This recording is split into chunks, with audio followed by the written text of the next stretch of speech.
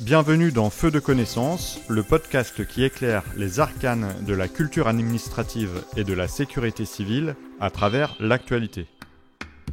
La loi du 27 janvier 2017 relative à l'égalité et à la citoyenneté a créé la réserve civique. Cette loi vise à encourager l'engagement citoyen auprès des forces de sécurité, de l'éducation et des services d'incendie et de secours. Feu de connaissance revient dans cet épisode sur la réserve citoyenne des services d'incendie et de secours. Les réserves citoyennes des services d'incendie et de secours sont mises en place par la loi du 25 novembre 2021 visant à consolider notre modèle de sécurité civile et valoriser le volontariat des sapeurs-pompiers et les sapeurs-pompiers professionnels, dite loi Matras.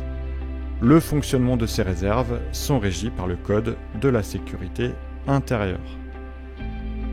Les réserves citoyennes ont pour objectif de développer et d'entretenir la culture de sécurité civile, de renforcer le lien entre la nation d'une part et les services d'incendie et de secours d'autre part. Elles ont pour mission également de promouvoir et de valoriser l'image des sapeurs-pompiers. Les réservistes pourront par exemple participer à des actions de sensibilisation de la population face aux risques, aux menaces et à la résilience.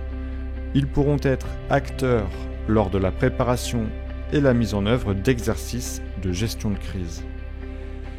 Ils participeront également à diverses manifestations pour promouvoir l'engagement de jeunes sapeurs-pompiers, de sapeurs-pompiers volontaires et de réservistes. Et puis, lors de situations de crise ou lors d'un événement important, ils pourront assurer un appui logistique et technique au profit des sapeurs-pompiers.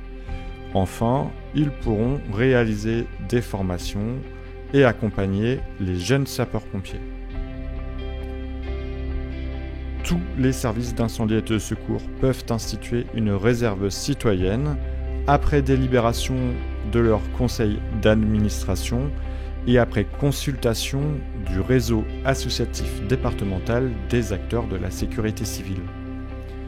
Une fois créée, elle sera placée sous l'autorité du président du conseil d'administration, qui est autorité de gestion. Comment devenir réserviste ? Alors donc pour être admis dans ces réserves, les candidats doivent être âgés d'au moins 16 ans. Si le candidat est mineur, il doit être pourvu du consentement écrit de son représentant légal. Le candidat ne doit pas avoir fait l'objet d'une condamnation incompatible avec l'exercice de ses fonctions. Donc en général, c'est mentionné au bulletin numéro 2 du casier judiciaire. Et pour les étrangers, ils ne doivent pas avoir fait l'objet non plus d'une condamnation de même nature dans l'État dont ils sont ressortissants.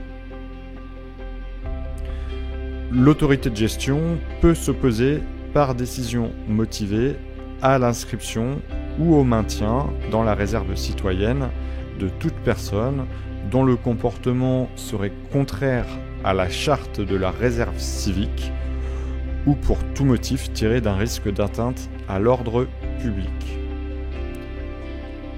L'engagement à servir dans les réserves citoyennes des services d'incendie et de secours est souscrit pour une durée d'1 à 5 ans, renouvelable sur demande expresse du réserviste. Il est à noter que pour la brigade des sapeurs-pompiers de Paris, la réserve citoyenne sera placée sous l'autorité du préfet de police et du Conseil de Paris. Pour le bataillon des marins-pompiers de Marseille, elle sera placée sous l'autorité du maire et du conseil municipal de Marseille.